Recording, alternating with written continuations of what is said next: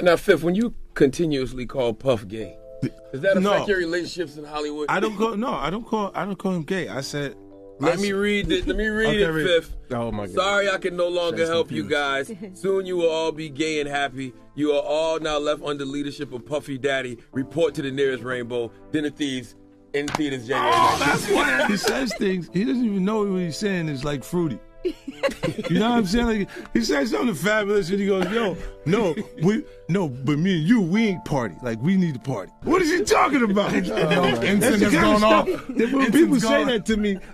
Mr. Lee, yeah, I love this drink. Will you put my bag? I like when you like this, Daddy. Yeah, will you put my bag? Daddy, I like Mr. when Lee? you scrambling and scraping. When you scrambling and scraping for shit. No? Okay, yeah, I'm not gonna go over with that one. Make a that wish. one. Just blow it out. It's your birthday every day.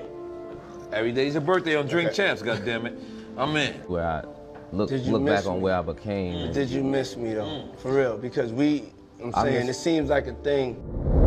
The world woke up to some shocking news on the morning of September the 20th. Sean Diddy Combs, the incredibly successful rapper, producer, and entrepreneur, had just been arrested. Just in case you don't know who Diddy is, the music industry titan is known for founding the legendary hip-hop label Bad Boy Records, having 3 Grammys to his name, and most importantly discovering some of the most influential artists in modern music history. But behind his very successful career lies a long history of controversies going all the way back to his early days. From ruining the careers and lives of the promising artists under him to issuing death threats against anyone who tried to unearth his dark past, Diddy was a person that up until now, many have lived in fear of. But not everyone was terrified of Diddy.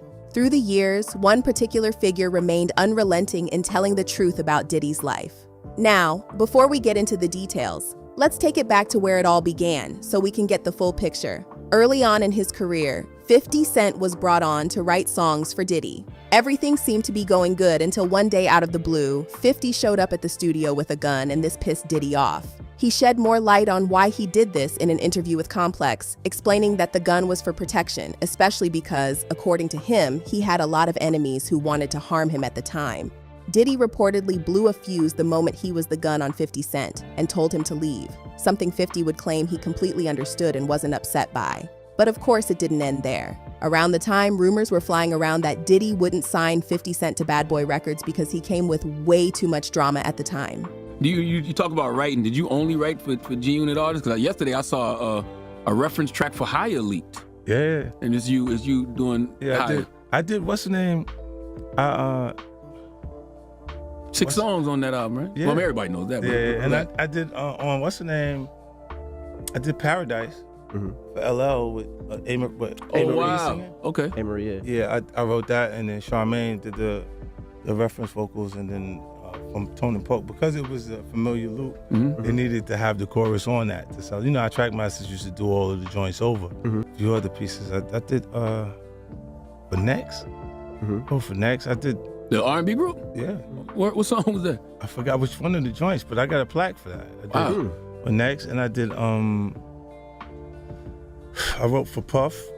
But What'd you write for Puff? Everybody wrote for Puff, huh? What song did you write for Puff? The Not Guilty and a Filthy. Come on. Gotcha. Now, take this money, take this money. Oh, the G-Dep joint. Yeah. You wrote that? Yeah. You got a big plaque for that. Yeah. Yeah, I saw Yale said that you were supposed to sign the Bad Boy. Yeah, you know what? I was going back and forth, and he just look, they knew I was talented. They just looked at it and was like, I don't want all of the stuff that comes with him. You know what I'm saying? And it took for me to go around until the M stumbled over it, but he didn't know the trouble that came with it. You see what I'm saying? So I was like, yo, this is perfect. This was a time when Diddy was trying to whitewash his image after Biggie's death in 1997 and the nightclub shooting in 99 that led to he and Shine's arrests. That didn't hold 50 back though, because not too long after, Eminem would discover him, leading to him signing with Interscope Records through a joint venture with Shady Records and Aftermath Entertainment. Even though 50 Cent would continue to insist he wasn't mad at Diddy for not signing him, this marked the start of an incredibly rocky relationship between them. The bad blood between them kicked off properly with the Massey affair. In 1999, the Bad Boy artist announced he was quitting rap. He enrolled into Clark Atlanta University to study math and later became a pastor, but not before settling down and having children. In just a few years, he opened up a couple churches in Atlanta and Phoenix. And I just wish people paid more attention to what I say, then it wouldn't hit them as a surprise. And the real reason why I decided to start rapping, I just wanted to better my life. I wanted to do something better for my life. Not all the time money is the best thing for your life. Mase would find his way back to the game 5 years later, though, releasing his 2004 comeback album, Welcome Back, through Bad Boy Records. Fast forward to 2005, Mase was linking with 50 Cent and expressing interest in signing with G Unit.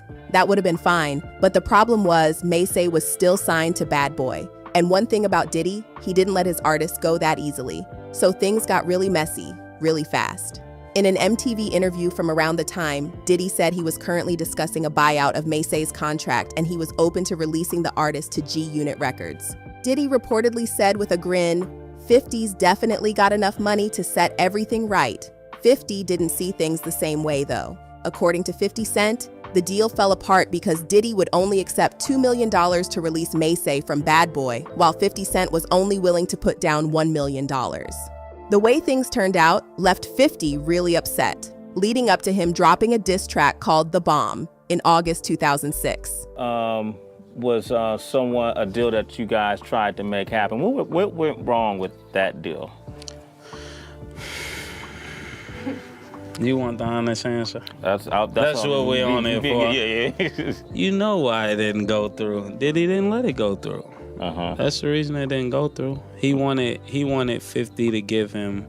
In the first half of the song, 50 Cent accuses Diddy of knowing who was behind Biggie's shooting. And later on in the song, he takes a few more shots at Diddy, saying he knows he probably won't be invited to Diddy's white parties anymore, but he really doesn't care because the last place he wanted to be was around Diddy. If you thought he'd stop there, on the same track, 50 hinted that he got some personal information about Diddy from his ex, Misa Hilton. On Diddy's end, though, although tensions were still high at the time, Mase and Diddy patched things up on the personal and business end by August 2007. For a while, it looked like even 50 Cent had finally buried the hatchet with Diddy when they performed together at New York Screamfest. Whatever truce they had didn't last long, though. Jay Electronica was brainstorming in the studio when one day he came up with the line, "The game ain't been the same since Big died." The moment he found the perfect beat to lay it on, he reached out to Diddy and told him he was working on a track called The Ghost of Christopher Wallace, which of course was Biggie's real name. According to Jay Electronica in an MTV interview, Diddy responded by telling him to come to the studio immediately, which he did. They collaborated on the song and it dropped in the summer of 2010. Quincy Tones, you know what I'm saying? He sent the beat through. And it was the Ghost of Christopher Wallace beat. And I was sitting on that one line. The game ain't been the same since B.I.G. died. Wu swarmed on New York from out that beehive. The track rubbed 50 Cent the wrong way, though. And after hearing it, he dropped a petition asking Diddy to let Biggie rest in peace. He went further and took his frustrations to social media, tweeting, "Biggie's name should never have become Diddy's black card. When was the last time Diddy really was bigging up his brother, not bigging up his bank?" He funned the song incredibly disrespectful to Biggie's memory, saying it didn't remind him of the late rap legend in any way apart than the typical puffy background dancing and ad-libs that he felt nearly ruined a good track. That takes us to 2015 when a documentary titled Murder Rap was released, which took a deep dive into the murders of Biggie and Death Row Records superstar Tupac Shakur. In the documentary, a LAPD detective alleged that Diddy paid a hitman $1 million to have Tupac killed, leading Death Row Records founder Suge Knight to pay $113,000 to have Biggie killed in retaliation. 50 Cent immediately jumped on these claims, making a post on Instagram to confirm that rumor that Diddy had ordered Tupac's hit was true. He also went on to accuse Diddy of ruining the careers of several bad boy artists, from Mase to Shine to Craig Mack, pointing out that all of his former artists had either quit the game to find religion, were dead, or had ended up in jail in the case of Shine. 50 then ended his rant with an Instagram caption that read, "Big dead after dancing with the devil, no Puffy." Diddy responded to 50 Cent's claims in an interview with The Breakfast Club, where he said, "Now, it was this documentary that claimed, which we know wasn't true." Yeah, check this out. We don't talk about things that are nonsense. We don't even entertain nonsense, my brother. So we're not even going to go there, with all due respect, but I appreciate you as a journalist asking. Thank you. Because you listen, 7 years ago, I'd have been like, "Yo, did you hire somebody to kill Pac?" But no, you do it like a journalist. Yeah, no, I mean, we wouldn't even get into nonsense like that. You know what I'm saying? It's nonsense. Which we never believed, by the way. Yeah, thank you. Things were quiet on 50's end before then, at least until March 2014 when he sparked controversy on Instagram by implying that Diddy, Rick Ross, and music mogul Steve Stoute were gay. He made 2 posts, one being a photo of Steve and Diddy embracing, and the other being of Diddy and Rick Ross in an awkward angle that made it look like they were kissing with a caption that read, "I ain't saying nothing but something ain't right LMAO." Not too long after that, 50 Cent went on Drink Champs and revealed the strange encounter he had with Diddy at the wedding of his late manager, Chris Lighty. Diddy, who was also present at the wedding, walked up to 50 Cent and offered to take him on an all-expense-paid shopping spree. He said something to me one time, a long time ago. At Chris Lighty's wedding, he told me to take me shopping. I looked at him like, what'd you just say? Let me move, man, before I do something. You gonna make me mess up the wedding. Oh, that's a nice gesture. Let me get out of no, dude, take me. That's what a guy says to him. I asked 50 about that. Taken aback and shocked by such a weird request, he called Diddy a fruit pie. It would be years before Diddy would come out to tell his side of the story in a 2018 interview. In his words, "Yeah, I thought he needed some clothes. I'm a nice guy. I don't have any beef with 50. He loves me. Y'all don't see." Yeah, play the clip. Go ahead. Why won't you party with me for your birthday, man? We partied for my birthday before. You came to my party. No, but me and you ain't never really party, you know what I'm saying? I asked 50 about that. And he said you did the same thing to him. You asked him to take him shopping. Yeah, I thought he needed some clothes. What? I'm a nice guy. Yo, why are you and 50? Hey, yo. Why y'all not? Hey, yo, I don't have no beef with I don't know why. With Fifth. He loves me. 50 Cent quickly shot back with a blunt, "Nah, ninja, we don't see it." He made it clear as day that he had zero love for Diddy, claiming that Diddy once tried to squash the beef, but 50 refused, stating that he doesn't respect suckers. Come November 2018, and the pair would be forced to briefly bury the hatchet after Diddy's ex, Kim Porter, passed. 50 took to Twitter with a post that read, "RIP to Kim Porter. I send my condolences to her friends and family. She was loved and will be missed dearly. I know Puff is hit right now. He loved her for real soulmate-type chin-up Puff positive vibes only." As expected, the positive vibes didn't last very long. In April 2021, 50's ex-girlfriend and mother to his child, Daphne Joy, was spotted with Diddy. 50 posted the image of both of them on Instagram, captioning it, "Nah, me and Puff fight over business. If he likes the girl, I don't mind."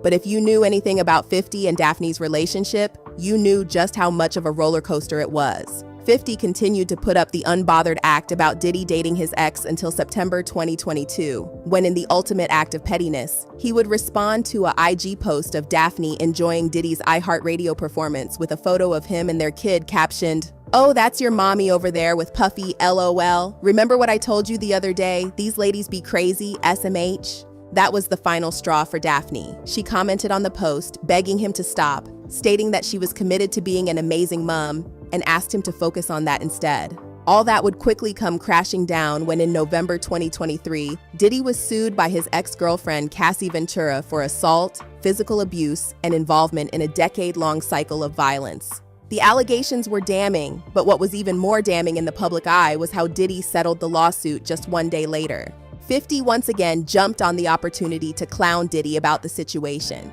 announcing plans to make a documentary focused on all the resurfacing allegations around him. Rita, thank you. Now let's get to a few of this morning's other big headlines. Starting with a bombshell announcement amid the mounting lawsuits against Sean Diddy Combs, Houston rapper 50 Cent announced yesterday that he's the executive producer of a docu-series about the sexual assault and abuse allegations against Combs. The series will also discuss the sex trafficking and racketeering charges Combs is facing. The series is expected to make a premiere on Netflix, but a date has not yet been set. To make things for Diddy, not long after he was slapped with another $30 million lawsuit filed by his former producer Rodney Jones, aka Lil Rode. In court documents, Rodney alleged that both Daphne and Diddy's other girlfriend, Young Miami, were escorts hired by Diddy, and they were paid a monthly fee to be part of his entourage.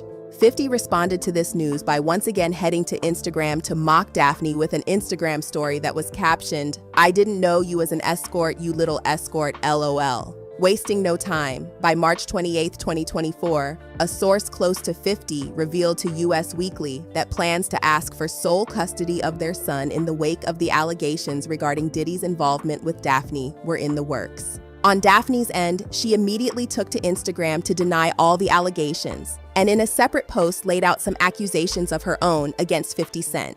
She accused him of only seeing their son 10 times in 2 years and alleged that he had assaulted her. She expressed that he had damaged her last hopes for him as a father with his actions, and he had broken their hearts for the very last time. Instead of directly responding to any of Daphne's claim, though, 50 went on a posting spree on his Instagram stories, first posting a photo of Diddy and Daphne, and then claiming that she had moved a mile away in hopes of having another baby with him, but returned when he was too busy to get a hold of. And shortly after that, she started to get money from Diddy. Once again, he ended his posts by referring to her as a little escort. 50 Cent only continued to taunt Diddy as his legal problems kept getting worse, including but not limited to the FBI's raids on his homes in Los Angeles and Miami. One person in Diddy's camp eventually grew fed up with all the jokes and taunting and decided to respond, and that was Diddy's son, Christian King. He decided he and his family had had enough of the trolling, so he came out with a diss track titled "Pick a Side."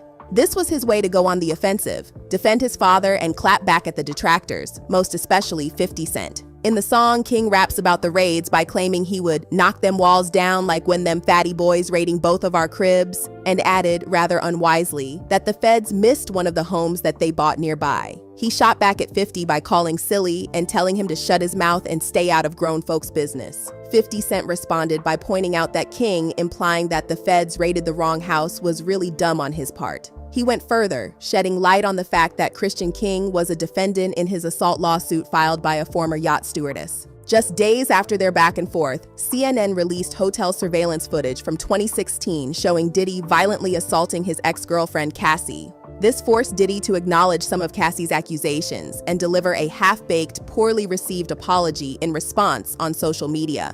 Shortly after that revelation, Netflix won the bidding war for 50 Cent's planned multi-part documentary. The planned release date for the documentary remains unknown, but one thing is for sure. 50's ongoing, decades-long beef with Diddy has been one for the generations, starting out with business disagreements and evolving into 50 trying to get his son out of a potentially dangerous situation upon the truth about Daphne's involvement with Diddy coming to light. In his upcoming documentary, 50 Cent is going to expose a lot from Diddy's dark, violent, and abusive past, including all the allegations of his intimate relationships with friends, business associates, and even other rappers, most especially Usher and Meek Mill. Talking about Meek Mill, one of the biggest allegations to gain traction out of this whole debacle were claims of a supposed intimate relationship between him and rapper Meek Mill. This controversy gained steam after Rodney Jones filed his lawsuit, which implicated not just Diddy, but Meek Mill and a whole host of other people in some very serious allegations of misconduct. The new allegations against Sean Diddy Combs, a music producer, is accusing hip-hop mogul of assaulting him and forcing him to have sex with prostitutes. It's very scary for myself, and it has me worried about my kids, and just sleeping with anxiety and different things like that. So just moving forward. The lawsuit claims that Diddy engaged in inappropriate behavior and had intimate relations with a rapper from Philadelphia who once dated Nicki Minaj. Based on the clues, a lot of people think this is referring to Meek Mill. But it doesn't end there. The suit is full of damning accusations against Diddy, from misconduct to fostering a hostile work environment. On Meek's end, he has firmly denied any involvement in these allegations. In response to the growing rumors, Meek Mill took to Twitter to clear the air regarding the situation.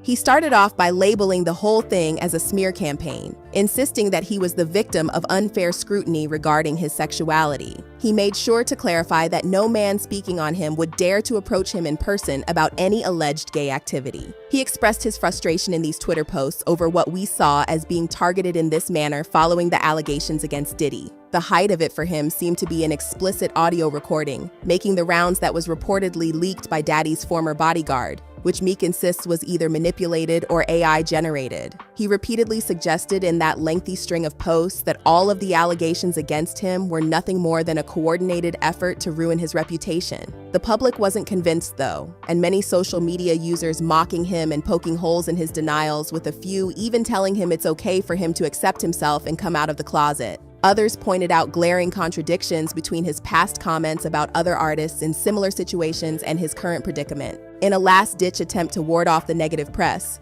Meek offered a reward for anyone who could come forward with some evidence for all the claims against him currently going viral on the internet, stating in one of his Twitter posts that he would give anyone who could do so $100,000. But he wasn't about to get off that easy. The 70-page lawsuit that Rodney Lil Rod Jones filed on February 26, 2024 in the District Court of Manhattan went into detail about some serious allegations about Diddy and his associates.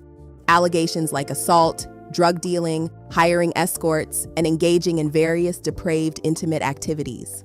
According to the lawsuit, while Lil Rod was living with Diddy and working on his album, Diddy would constantly host lavish parties at his mansions, particularly the ones in the Hamptons and Miami. Substances were reportedly commonplace at these events. According to a former drug dealer who used to attend these events, they were pretty chaotic parties where rappers, celebrities, and other industry big shots would openly engage in intercourse while under the influence. I have the right to say I ain't gay, and I'll trash anybody that play with my manhood, LOL.